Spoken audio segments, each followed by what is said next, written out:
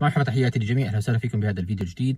اذا كنتم من الناس اللي عم تعاني من السعال او من عرض السعال الشديد الموافق للانفلونزا، او تعافيتم من الانفلونزا لكن بقي عندكم سعال مزمن كحه لفتره طويله بعد الشفاء من الانفلونزا او اي نوع من انواع الالتهابات التنفسيه العلويه، فالخيار العلاجي الاول حسب توصيات او حسب الجايد لاينز البريطانيه وحسب حتى عن تجربة شخصية هو عسل المنوكة. عسل المنوكة فعال جدا في علاج السعال المزمن أو حتى على حالات السعال والكحة الحادة الموافقة للالتهابات التنفسية العلوية.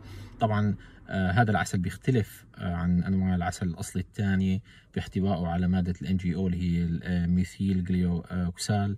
هي مادة فعالة جدا مضادة بكتيريا. طبعا هو فعاليته بتيجي بشكل أساسي إنه مضاد بكتيري أكثر منه مضاد فيروسي، ولكن ثبتت فعاليته كمضاد للسعال، فهو الخيار العلاجي الأول لمعالجة السعال المزمن.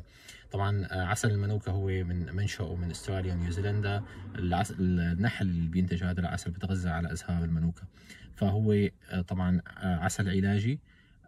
هو الخط الأول لعلاج السعال المزمن اللي بيرافق الإنفلونزا أو اللي بيجي بعد الإنفلونزا. غذاؤكم دواءكم، دمتم بخير صحة وعافية.